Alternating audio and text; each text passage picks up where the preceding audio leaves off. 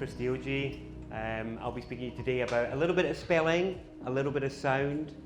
We could go, I haven't decided where we're going to finish, whether we'll finish on some spelling or some sound. It's going to depend on the weird faces you lot pull at me in the next hour. That's going to decide where we end up. So there's a few places we could go there.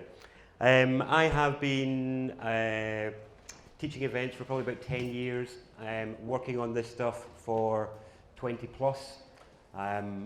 So I hope there's going to be something new in here for you all, even if you are die-hard sound practitioners or whatever else it is you do with your time.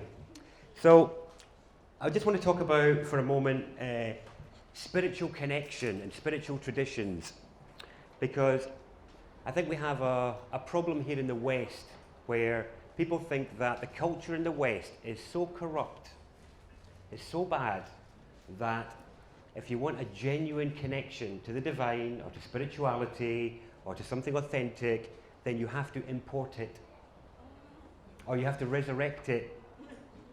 One of the two. That you can't, there's nothing authentic left here and now. And in the work that we're going to do on some spelling just now is to try to illustrate that there is an authentic connection for us, a native, indigenous connection for us in the West. We've just forgotten what it is or how to use it because nobody showed us. It's like anything. It's like if nobody showed you what to do with arms and legs, you'd probably still be lying on your back. You know? Anyway, so moving on. So the stuff I'm going to be sharing with you today is a genuine Western tradition. The people in the West tend to be more in their mind than anybody else in the world, than other cultures and races.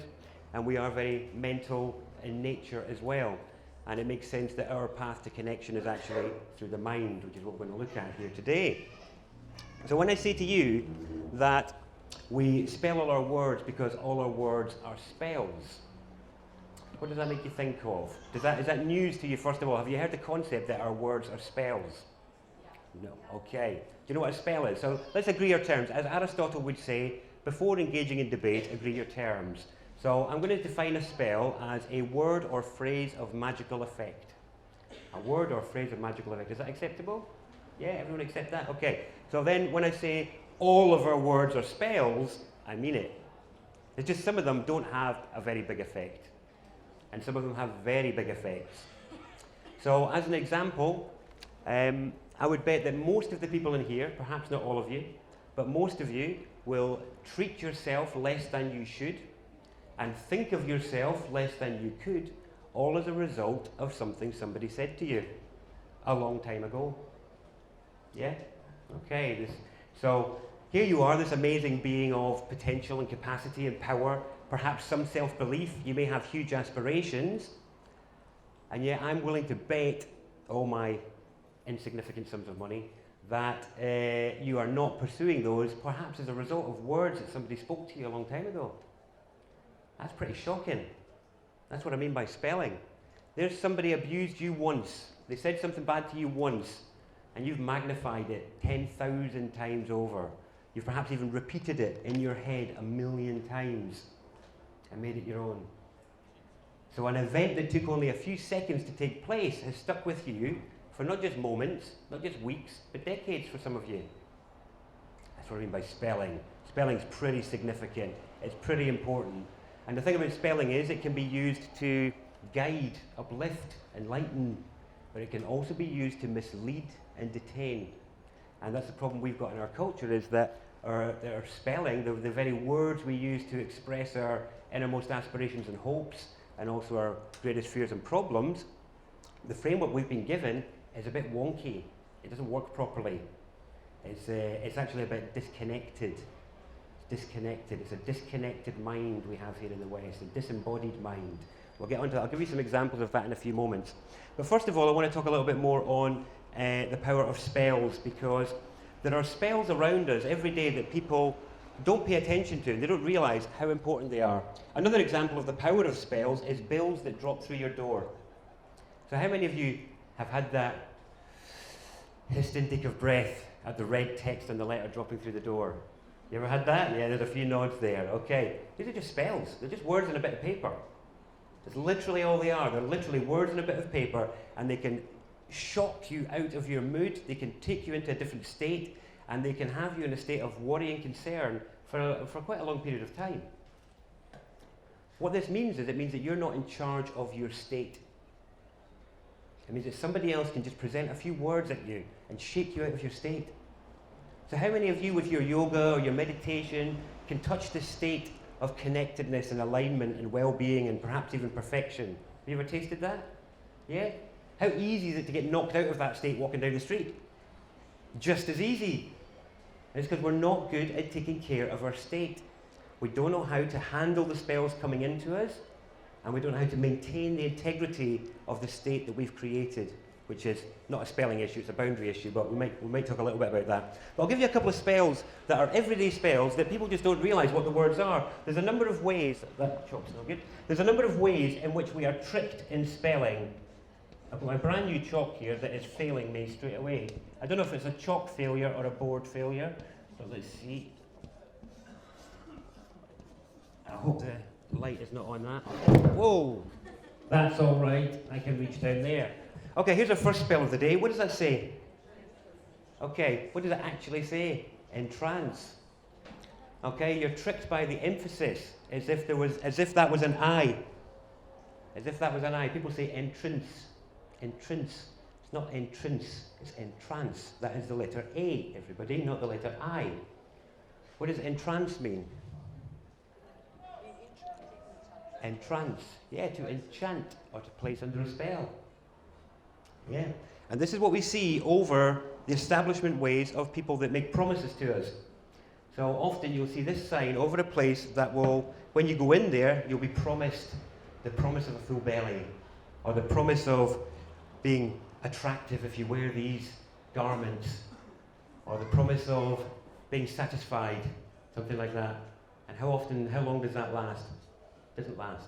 It's a false promise. So we are entranced, we're invited in. There is no entrance. That doesn't mean way in. Okay, there's no history of that meaning way in. In the English language, that word is entrance. It doesn't mean anything else. Okay, our next one. This may be a bit sensitive. We're not going to stick on this subject, but I do have to raise it as one of the very powerful spells that are staring us in the face. And that is that we get told this idea of a patriarchy in our world, don't we? That we live in this patriarchy where men are in some kind of club or group, especially privileged group. But I find this interesting thing where, I did that intentionally, there are places that I cannot go in this city, or in any city in the West, unless I wear certain clothes. They won't let me in. The people on the door will say, no, you need to come back. And what do they tell me? Guys, what do I need to be wearing to get in? The ladies answered, it's not trousers, it's the shirt. It's the shirt. Okay, now let's look at the parts of the shirt a moment. What's this part called?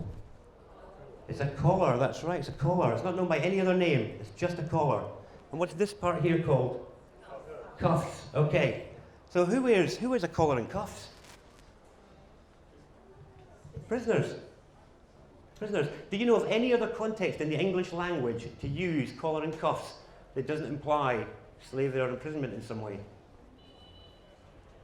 There isn't. We live in a graded collar system. Blue collar, white collar, dog collar. All your police are known by their collar number. And I'm not making it up. It's not invented. It's a fact. It's only the men that are collared. I'm not answering that today. I'm just presenting it as a spell of interest. Now, the great thing about the collar and cuffs is it's a conversation you can have with anybody. It's anybody, because there's nobody talks about the history of it. You won't find it in the history books. You won't teach it at school. You won't find it if you go to the library. I've not found anybody in 20 years of doing this that can tell me who collared the men and why. What does it mean? Anyway, I'm going to roll this back up now, excuse me. Okay, so those are examples of everyday words. So all of you are seekers. You wouldn't be here if you weren't a seeker. You wouldn't be if you weren't a seeker. And most people don't come to talks anymore. My talk numbers have been dropping over the years because you've all heard it. You've heard it all, haven't you? You've heard it. What I'm trying to make out with this spelling stuff is, you didn't see that, did you? You didn't see the collar and cuffs. You didn't see the entrance. What else made you not have seen that is right under your nose. as we go looking for exotic solutions to our problems of disconnection from each other and the divine. We don't need exotic connections. We need to find out how to read the information that's before us, the things that are right before our very eyes. So, we have a problem in the West that has given rise to how easily we can be fooled by spelling. And it's a disease that I call disembodied mind or disconnected mind. I might have mentioned it earlier. And it is the way that we are taught to use our mind and the way it's taught to build spells and use them is disconnected from our environment and our experience in a way that means we have to go and learn lots of coping strategies for our disconnected mind, where the mind comes up with all these ideas, places all these demands, it makes all these demands about what you should be doing. Oh yes, brilliant, now I've discovered this, we should be doing this now, without making any consideration for how difficult it is to make real, deep, lasting change in life. You know, the mind can jump to conclusions in seconds, can't it? But it can take decades for the emotions to catch up with those conclusions. And it's because the mind is disconnected. That disconnected mind is the mind that can make decisions which are harmful to you and the environment, because it is not attached to the consequences of those decisions. And that's why so many of us continue to engage in self-harming behaviours despite the fact we want to stop. Because the disconnected mind is in the way. So I'm going to give you some questions that will let you know whether you've got this disconnected mind. Because there's some funny questions to make your mind think about itself in different ways. So, the disconnected mind will talk about visiting nature. We'll talk about visiting nature. Can anyone tell me anywhere on this planet that isn't nature? Anywhere that's not nature. Okay, it talks about visiting nature. It will refer to indigenous people without referring to you. It will refer to indigenous people. Who here is not indigenous? Any aliens willing to out themselves here? We're ready for disclosure. No? I'll give you a few more moments. Oh, there's some tendrils, there's some tentacles over there. No. So, they are all molded earth. Everything is molded, but you're right, they're not nature. They are an unnatural habitat for us to be in a box like this. I completely agree. And that's why we're brought into boxes like this for the disembodiment process through education. And that's where our minds get abstracted from our environmental feedback. So the schooling system has a lot to blame for this. But I would still say that, you know, this is still all molded earth. But thank you for pulling me up. I was being sloppy there. I wanted to see if anyone would dare come in there, and you did. So fair play. Yeah.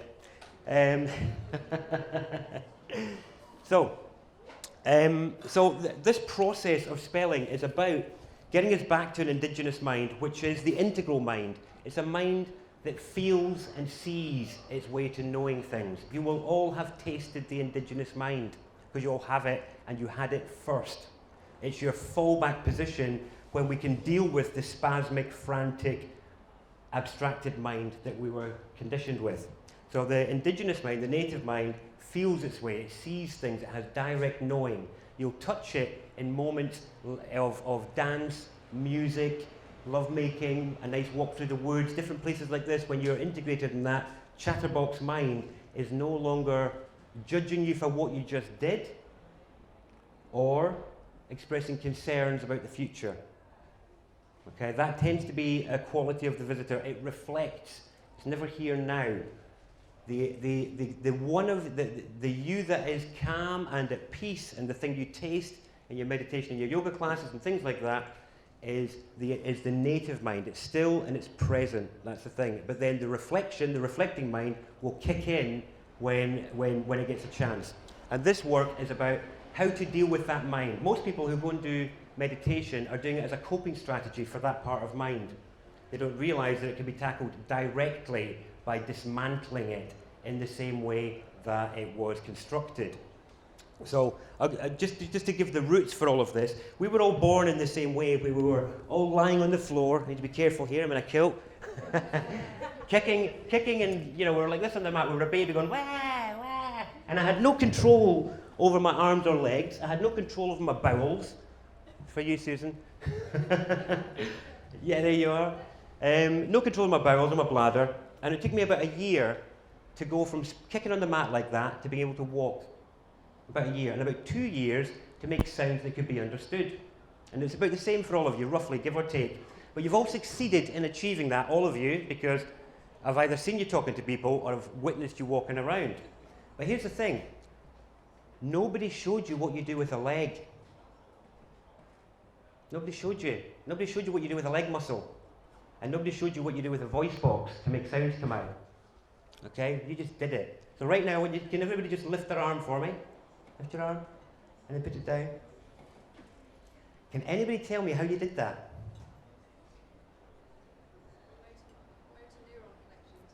Okay, this is, exactly, there's the reflective mind coming in. Thank you, thank you, thank you. Yes, that is somebody observing what has happened, not how it happened, and not how you triggered it.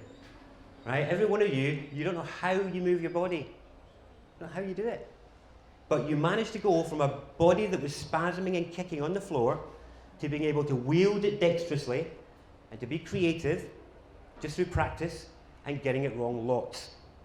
Now the thing is, when the emotional body is properly birthed forth at puberty, it does the same thing.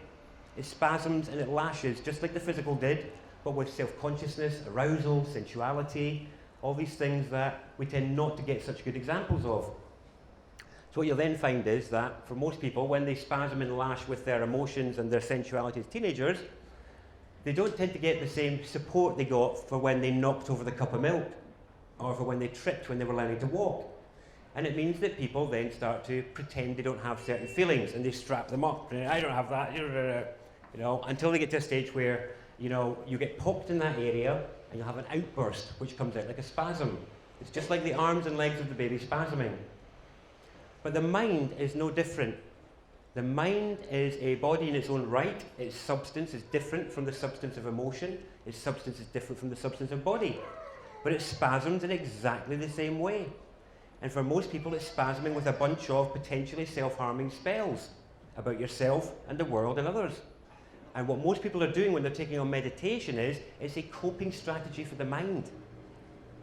It's just a coping strategy. And what that means is, when you come out of your meditation, you've got to pick that mind back up in the same state that it's in. And so people are like, I need to meditate more. I just need to, if I spend 4 hours of meditation, then that'll fix it. No, it just means 4 hours without the spasming mind, and you come out and, whoa, look, there it is. Still there, spasming and kicking, with the disconnected, disembodied framework that it was given to us. Now the Toltecs, anyone familiar with the Toltecs? Like Carlos Castaneda's work? No? He wrote about a parasite in the mind. He was saying, because he was talking to his Toltec seer, Don Juan, and he was saying, what is it these things did to humans? And he said, they gave mankind their mind. The visitors gave mankind their mind. And that's why I call this part of mind visitor mind. Okay, because it's tricked most people into thinking they're a visitor here, that they're not indigenous. This is just a holiday camp until you go into bigger and better things. It's a trick. The way all parasites work is they pretend that they're you. That's what Sue was talking about when she was talking about parasites in the gut. Because what they do is, a lot of the hungers and the cravings people have are from their parasites. It's not theirs, but people think, I want this, I want that. But it's not I that wants it. It's the agitation in the gut that's doing it. It's like, everyone come across, you know what mistletoe is? So mistletoe is a parasite. Okay, it has no roots of its own. It seeds onto a tree and grows there. And why does the tree feed it? The tree feeds it because it thinks it's part of the tree. And that's what we do with our parasites, and it's what we do with the mind, is that we keep feeding it, not realizing what it is. And this work, the little introduction we're about to delve into, is about how to truly free the mind. Truly free the mind. So when most people talk about freeing the mind, if we imagine your mind was like a building that had walls and a ceiling on it, and when most people talk about freeing their mind, all they do is pour more words into it, pour new relationships into it. They widen the walls and they raise the ceiling, but it's the same walls and ceiling, and the walls and the ceiling is the spelling framework that you were given and how to use it. And that's the thing that's broken. That's why that part of mind cannot re-enter. It cannot integrate like that. It cannot integrate while it's in that shape. It's like it's the wrong shape. And that's what we're going to delve into today, is the process that we go through to re-embody the mind. Okay, so this is one of my first forks in the road as to which route we're going to go down. So do you want more spelling, or should we go down a bit of a sound route here? This is the thing. I'm looking at the faces and I haven't reached a conclusion. Spelling, okay. So should we can, what was that one? We had one sound, was it? Sound and spelling. How long have we got? We might manage both. We might manage both. I'm feeling, because I've mentioned the indigenous mind, I'm feeling like, yeah, let's integrate it. We're going to integrate it because it's lunchtime and after lunch as well. People are probably a little bit sluggish because you've eaten. So we'll do a bit of sound too. Okay. So the problem with most Westerners as well, it's a big problem, is that they like to talk about things. They talk about it. I want to talk to you about my anger. Be like, can I see your anger, please? Would that be all right? Rather than you talking about it, are you able to speak from it? Can you speak while it's in your body? Is that okay? Can you manage that? Because for most people, they can't. And our culture says, put that away. I don't want to see your anger. Come back when you're calm and talk about it. There is no way humans can bring about the change that they want to bring in the world unless they're willing to get into their body with its feeling. Because that's embodiment. And the problem is, most people don't like doing it because their dexterity with their mind is a bit more skillful than their dexterity with their emotions. And so what will happen is that they think that they can paint a better story of spells with their mind, that their emotional capacity doesn't match. And so it's much easier to talk about your outrage, to talk about your sadness, to talk about your desire for change, than to stand there with your knees shaking and your voice wobbling and your tears welling, because that's the truth. And I'll tell you, from years of doing this, I know which one is effective every time. I don't think you need to guess the answer. All humans respond to another human being who is embodied. They really do. And I've seen it time and time and time again in different genres, different avenues of activism, from court systems to hospitals to all sorts of different arenas. And the same is true every time. And that is, humans who are in their bodies, being present with how they're feeling, but doing their best, are way more effective. Way more effective, like millions of times more effective than some disembodied voice with the voice of what I call the know-it-all. The know-it-allism. Know-it-allism. I think that's a part of the disease of the disembodied mind. Thanks to YouTube and the internet and the truth movement, everybody's a know-it-all these days. You know, people think they know so much about everything, but they're missing. Why has the change not happened then? If we all know it, why has the change not happened? Where is that world that you promised and that I promised and that we secretly all wanted? We've just been talking about it. Honestly. I mean it. It's like real feeling. I mean, in my body, that was live, uncontrived, because that's how I feel about it. But anyway, the thing is, the doorway back to this is through sound. And it's bit by bit, because yes, we can, I've only got an hour with you. I can't go through the total unwriting of your spelling of the world in that time. It's something we can do over time, and it's a thing that I call character development. So character development is the way through it, because all spells are built up of what? Characters. And it doesn't matter. Here's what I think is really funny. It's really funny, that you have probably 30 plus languages that all use the Latin alphabet. And they can't understand each other. From the same 26 core characters. Okay? But what you'll find is, and this is one of my philosophy things, where you'll find that cultures that share alphabets are culturally similar, even if their languages are different. And it's to do with the impact of the characters on the mind. And so the spelling work that I'll be doing, that I do in character development, is applicable to anybody that uses the Latin alphabet. Doesn't matter what your language is, that's a different level of mind. It's a different operating level of mind. That's like Windows operating level. Character level is like machine code. It's machine code level of mind. And most people can't even think into that space. But you don't need to think into it. That's what the disembodied mind wants to do. We're going to do some experiencing into it, because this is the easiest way for us to get back, to re-imbue our spells with a bit of character. Okay? Because everybody likes a good character. So, I would like you all to, we'll start at the beginning. What's the beginning of the alphabet? What's the beginning character? Ah, okay. First sound most babies make as well. Here's the interesting thing. It was with that core sound, just that sound, you managed to get all your needs met for at least 9 months. Just ah. That's it. Nothing else. That's how powerful an invocation it is. You lay there and you just went, ah! And other people are like, whoa, what do you need? Have this, try this, have that, have that. It's a magical invocation. Do you know what's really funny? People think the universe has changed. It hasn't changed. It still listens to that. But you just have to have a bit better dexterity with it when you're a bit older. And it is a dexterity thing. Okay, so can everyone give me your ah of pain? Like you just hit your... That didn't seem very painful. Yeah, there we go. Like you've hit your thumb with a hammer. Ah! Like you actually mean it. Ah! Like that's my broken thumb. Ah! Ah! That's ah. Okay. What about your, what about the ah of seeing a cute baby? You did that better, didn't you? Look at that, yeah. All right, so you lot are disembodied in your pain. Right, okay, there you go. But you're very embodied in your cute babies. Very nice, okay. And what about the ah of a nice realization? Ah, okay. So you've just explored the spectrum of the ah. This is the character ah. Look how much you have communicated and can express without requiring any spells. It's just a character, just one. And there's a spectrum there that everybody else understands without translation. You can go anywhere in the world and make those sounds and people will know what you mean. They'll know you hurt yourself. You know you thought someone was cute and they'll know that you realized something anywhere.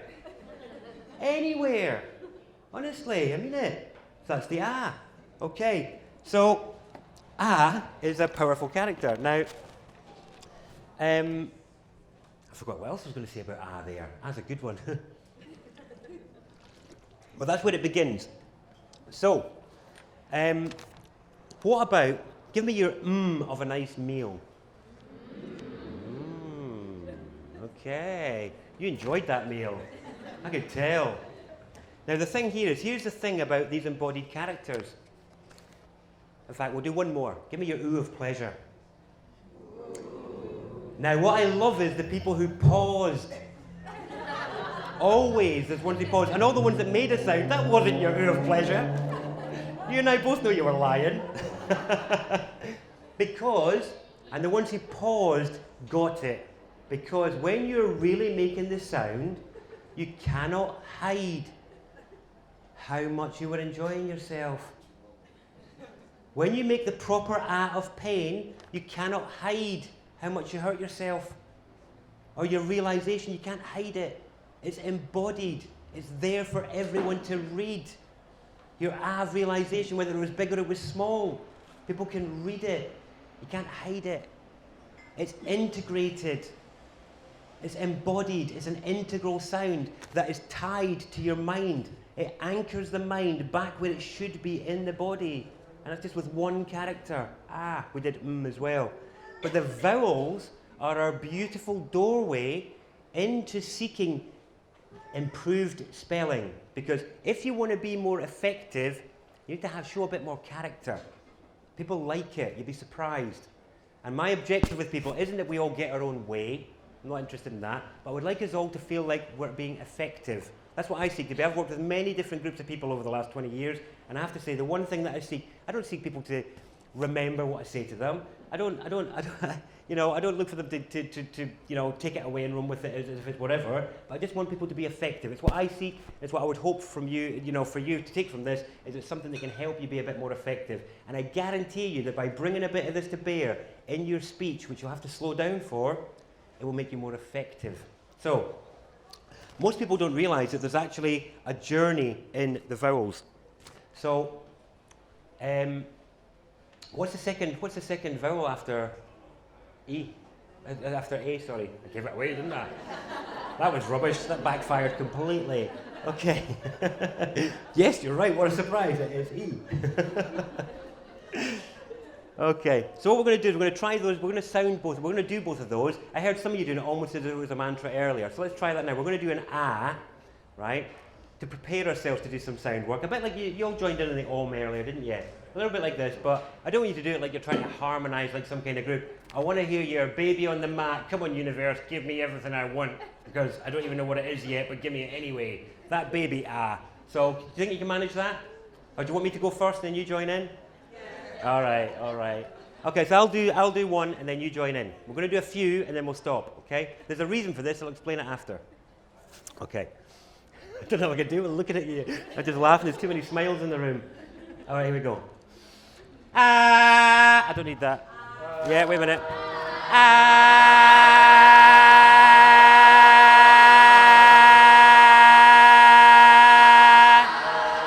and again.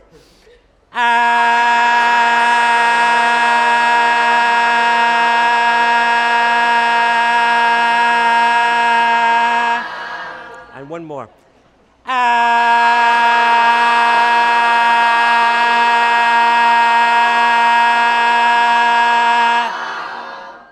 Pause. That was nice. It was all right. How did that feel? That was quite charged, wasn't it? That was pretty charged, yeah. When was the last time any of you let yourselves let rip like that? For most of you, you were that big. You've really got to let rip with some of this stuff to make it work. So, that was a good ah. It was a little bit electric there. It was getting quite good. If we'd kept going, we would have harmonised as if it was an om. But when you're going at that level of ah, it takes a few minutes. And I want you to save your voices. I don't want to burn your voices out. Okay, so we're going to do an E now. Should we try an E? All right, let's all do an E.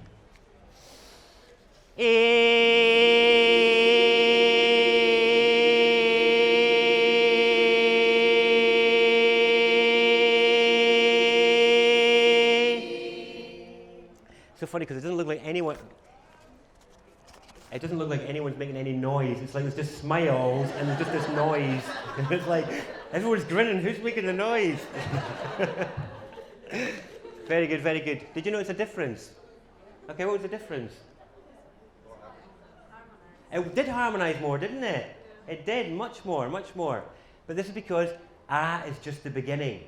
And that's the thing, it's always the beginning. You should always start with the ah, because the ah is the claiming of space. The ah is your righteousness to be here. Your right to take up space, your right to fill it, and your right to make a noise. And that's why it comes out in expletives. And why babies make it is it's like the fundamental righteousness sound is the ah. And really, if you're going to be doing any sound work, starting with an ah is the place to do it. And how well you let rip on your ah will determine how well the rest of it goes. That's just how it goes. So now I want you, what's the third letter? Third vowel. Okay. Say that, can everybody say that slowly a few times? Okay, what did it start with? Ah. And what did it finish with? E. Look at that. Everyone thought it was its own character. But look at that. I isn't even its own character. I is the product of A to E. That's why they're in order. But you never heard that before. It's because it's news.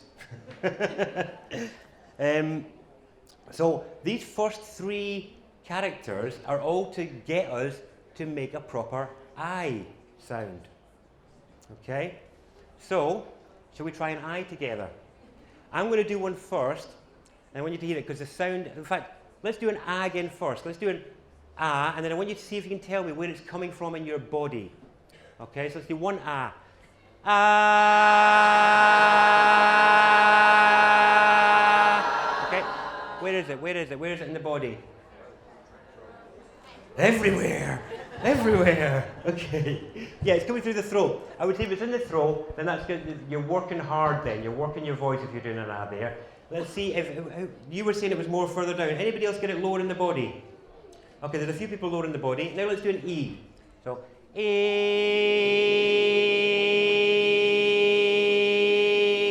Where's that coming from?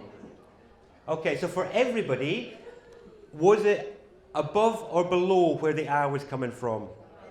Above. Okay, that's right, above. Who said below? Are you embarrassed now? Is that what it is? That's all right, you can be below. There's always got to be one. You've always got to allow for one or two because we are all genuinely different creatures. Okay, so, and also it is about working with sound as well. The more one works with sound, the more one finds how it moves through the body. So, what we're going to do is we're going to try and do the eye, but see if you can watch where it's going in the body. So I'm going to do a whole one first, and then we'll see if you can join in afterwards, okay? I should have turned the mic off for that, sorry. All right, now everyone join in.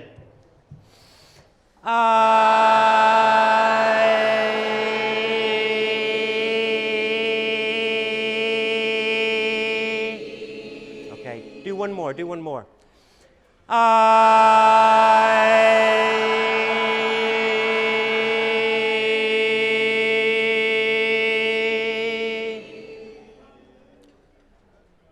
Hands up, who felt the sound move in their body? Okay, where did it move? What kind of shape did it move in? So it kind of went like that, did it? And then out. Yeah, up, and then out. Okay, I'll accept that, yes. But the key point here is, it's about the fact that it moved up in the body. Now, has anybody heard of cymatics? Yes. Oh, an emphatic yes. Wow. Any other emphatic yeses? Cymatics, no? Yes, okay. So for those that don't know, cymatics is the science of how matter moves in response to sound. Okay? And the examples of cymatics are often used where they'll throw some sand on a plate and then put a tone through it and they'll get geometry. Have you ever seen it? It's so easy to replicate at home. There are now 1 million homemade cymatics videos at home where people have done it with their kids. They've taken a speaker and they've just chucked stuff in there and they've managed to make shapes. And the point is, when you get the sounds right, you can get beautiful, amazing shapes. And when you get the sounds wrong, they can be quite discordant, disharmonic shapes. Okay, now Sanskrit, by some people, has been claimed to be the purest language ever because it's apparently or allegedly a cymatic language. They say it was a Sanskrit because the characters would take the shape from the sound. But what a lot of people don't realise is that nothing is lost. The universe doesn't leave anything behind. It's not like leaving your shopping at Asda and like, oh, where is it? I need to go back for it. Everything is made up of the material. I'm familiar with the concept of now. So now means that everything that is here now is made up of everything that's come before. Nothing has been lost and nothing has been left behind. And what people don't realise is that our language is a cymatic language. And that the shape that sound of the eye draws in the body is the shape we use for the eye. It is a straight line. Look at this. This is the shape made in matter when the human voice makes the aw sound, like an om, which is an aw, the next vowel. But yeah, there you go. Have a look at that one. I'm going to another one here.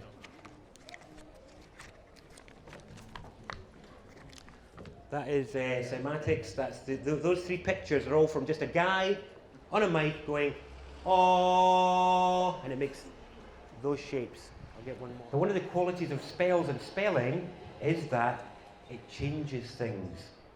Okay, that says, remember, a word or phrase of magical effect. Word or phrase of magical effect. Not just, you look good today, or thanks for your help there, but also at a physical level. A physical level, that's what these images are to get you a sense of. It's like, have you come across the work of Masaru Emoto? The Hidden Messages in Water? So Hidden Messages in Water, he's the one that was saying, if you send this intention of water, you freeze the molecules, you either get pretty molecules or ugly ones, depending on how nice you were to it. Yeah? Okay. This is similar, but for the actual sound, for the sound effect. The reason I wanted to mention those vowels is because you did the om earlier, but the om was not originally spelled with o and m. It was originally the threefold sound, and it was spelled A-U-M. And it has simply been changed as a spelling mistake of oversimplification. And I wasn't originally going to do the vowels with you guys, but when I heard your aw earlier, I was like, oh, we're going to have to do the vowels. Because most people jump to the aw before they have even had a look at the a or the e or the I. and they're going to the fourth vowel, expecting to be able to hit it, to hit the tone of the O. And it just can't possibly have the intended effect without a bit more applied work to the rest of the vowels. So, what we're going to try and do is we're going to try and do the I, so we're going to do I, which is A-E-I, but then we're going to add an O on the end of it. All right, we're going to try that and see how different it is from the Om earlier. So we'll just all do that together. Just take a deep breath and we'll just go. Wow.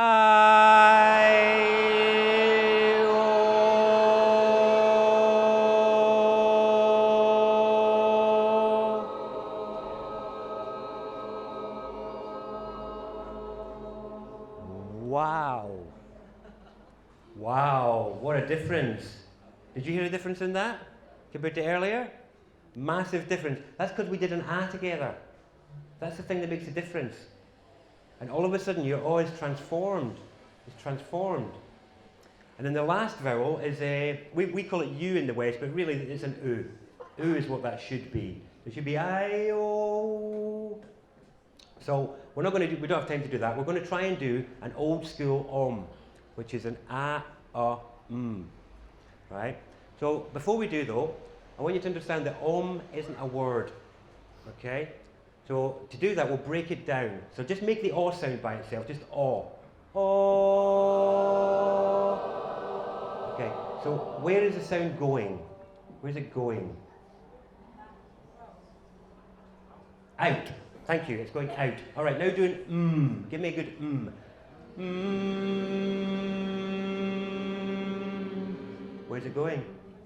In, that's right, that's right. And these are actually about, this is actually the gender of sound. You have the transmission or the realization of the sound on one hand, and then you have the internalization of that on the other. Okay, so what we're looking to do with the sound is most people that I know when they're doing Om, they use the for when they've run out of breath. No, stick an on there, yeah, that'll do. No, that's not what it's for. It should be active and strong. It's how you carry the vibration of the O deep within. It should be as strong. We're not going to do O-M, we're going to do A-O-M. Okay? Shall I do one first and then you join in? I'll turn the mic off, okay. A-O-M.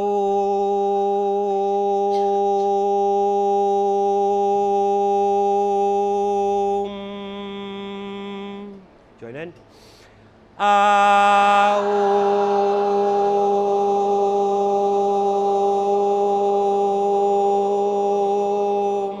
And another one.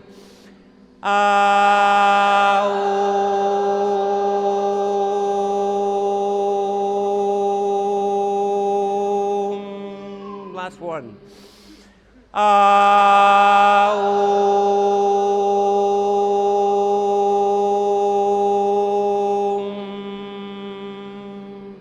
Then pause in the silence.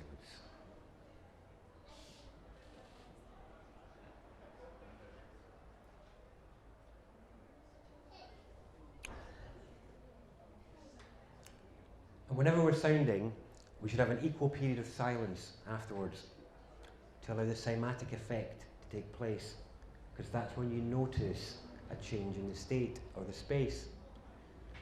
After you lot did your A-O-M, I noticed a change in the space. I didn't before. Did you notice a change? It's perceptive to me, yeah? It's the difference when we've applied a bit of character to the word of the Om. Just one word we've unpacked. So I'm going to run out of time in a few minutes. I had hoped on doing a few other things with you, but I have a stall over here. On that side is my courses. So I do gender course, gender mender, gender balancing, which is using the Toltec gender system, which is all about the spelling of gender. People don't understand that gender in the Toltec tradition is electromagnetism, where the masculine within you is the electrical, which is all about charge and discharge, and the feminine within you is the magnetic, which is all about attraction and how to handle all of that. So if anybody's interested in that, course over there. I've also got Secrets of Sound, which is an online course. We delve into this a lot more into character. We also get into the rest of the alphabet, which is, I think it's interesting. So it's pretty exciting. And there's also some basic spelling stuff there on how to get better at your spells in your everyday life. Because I wanted to leave you all with something that was useful, what I would invite for you to do is, if you want to be more effective when you're communicating, wherever possible, when you're dropping an or a vowel sound in there, Try and make it embodied like we did here today. And if you do that, I guarantee you're going to be more effective. I guarantee it. Or when you're going to speak about your feeling, please don't talk about it. Please don't talk about it. Don't be the disembodied mind. Even, you're never going to, the same story has not changed than when we were babies. It's impossible to become dexterous with any part of yourself without using it.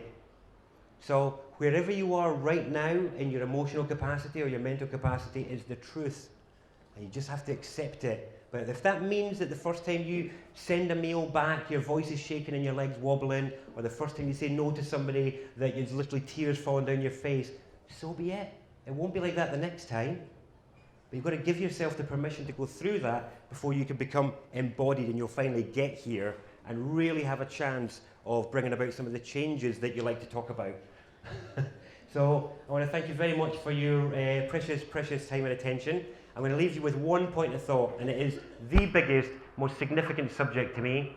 And I'm mentioning it specifically because a chap that's here today mentioned it to me, saying, "You've not done that for ages." And I was like, "Do you know what? You're not. I've been avoiding it." So I'm going to leave you a little tendril about the roots of what I believe to be the roots of human disconnection. So the roots of human disconnection from each other, from the divine, and and I do mean this globally, is a very significant subject. It's like the first spell. Okay, so what we've been talking about is spelling within our language framework. But what's really significant is the very, very first spell. So we are mammals, aren't we? Yeah, we're mammals. Okay, everyone agree we're mammals? Anyone think we're not? Okay, I'm looking for that hidden alien. It's here, you're here. Okay, so we're mammals. So if there was a mammal behind you right now and it made a sound, would you recognize it? If it was a dog, a sheep, a cow, a horse, a donkey, a dolphin, a bat? Okay. So all mammals, with no exceptions, are recognizable by a core sound. All of them. Okay, maybe you can see where this is going, maybe not. But here's the thing. What does "I'm hungry" sound like to a sheep? In sheep, what does it sound like? Okay, yeah, very good. And what does "I'm going over there" sound like? Yeah. And what does "it's a nice day today" sound like? Yeah, we've got some good sheep here. So here we go. The mammals can extrapolate their core sound to refer to everything, like a universal spell. That's what a spell does. Spells refer to things. So they can use the core sound to refer to everything without translation. So what is the human sound? And the fact that you pause, it's not though, it's not, but I'm going to leave it. The fact that we don't know, the fact that we pause, we're literally like sheep that have forgotten ba. We're horses that have forgotten neigh. That is the first word, because the first word, so that's the concept of the divine though. The concept of the divine is referring to everything at the same time. That's what the word for the divine is supposed to do. It's supposed to refer to everything at the same time. And the only word that does that is our very, very first word, and we've all forgotten it. The very fact there's a pause in your mind there, that is our disconnection, right there. Anyway, that's a different subject. I'll leave you with that one, the first word. So thank you all very much for your very precious attention. It is a valuable time. Cheers. Thank you, you're awesome.